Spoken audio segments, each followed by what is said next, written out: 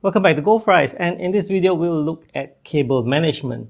I'm sure you've heard of cable management, of which people will tell you to tidy up your cables and all that.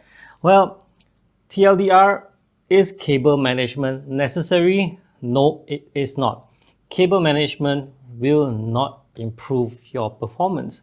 Some people say that your cables hanging around will affect thermals, but truth be told, hanging a cable in front of your face will not stop your whatever thing that you're carrying to affect the other person. So just as that, airflow is airflow. One or two or even three cables will not hinder anything of that. However, cable management does make your build look a lot nicer, and I am the type who likes to manage my cables. However, this rig, I changed the power supply and I did not manage it yet, so that's why it's a bit you can see it's unsightly now. And another reason to manage cables is so that, like an ITX rig like this, is so that you can close the panel nicely without applying any force.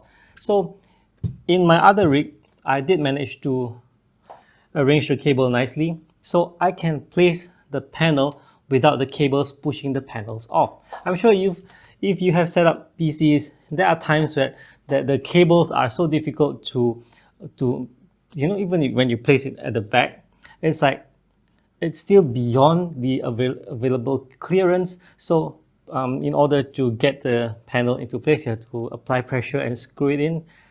Yeah, cable management helps with that. Of course, for ATX casings, like I said, it does not affect your performance.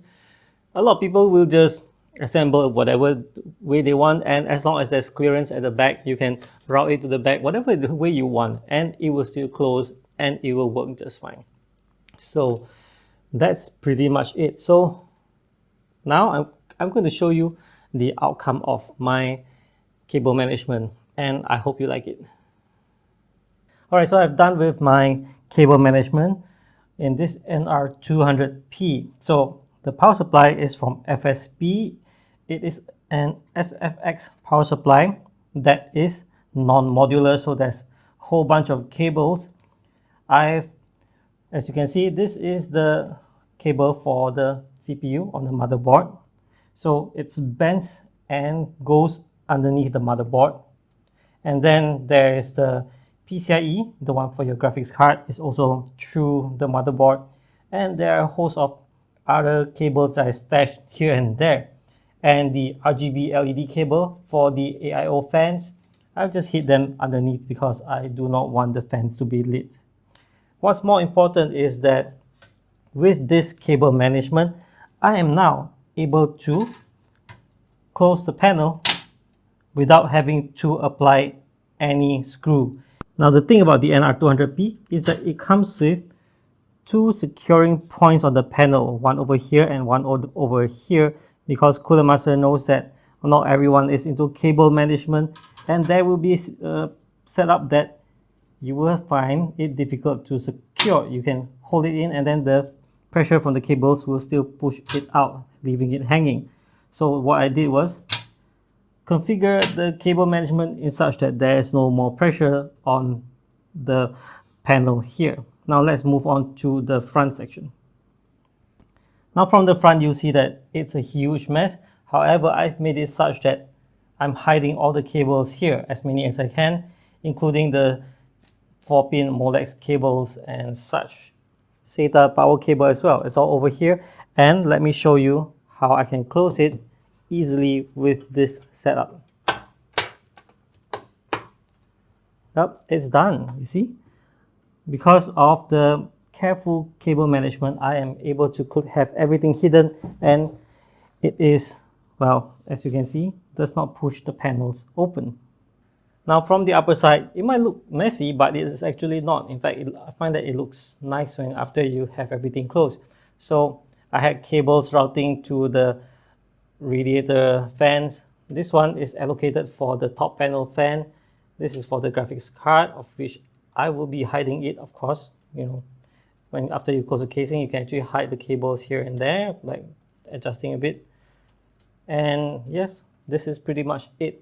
So once I want to close, all I have to do is connect the fan cable to this one over here, which is, I'm going to try to connect now. It's a bit difficult on screen. You see my hand, and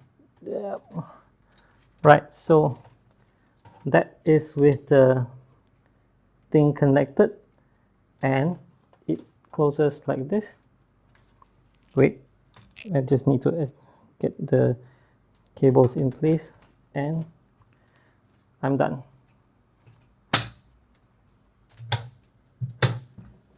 And that's the setup for my NR200P.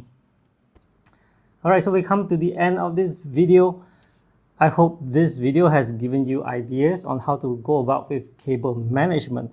Now this is an NR200P. They have a NR200 that does not come with a glass panel. Of course, it's by Cooler Master. And this is the volume is about 20 liters. There are casings that are smaller than this. And even for bigger casings, if you want to cable manage, you can follow what I did, like bending the cables, routing it around.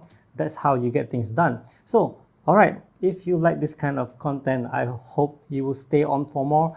Do consider subscribing to my channel if you haven't, and I'll see you in the next one. Bye bye.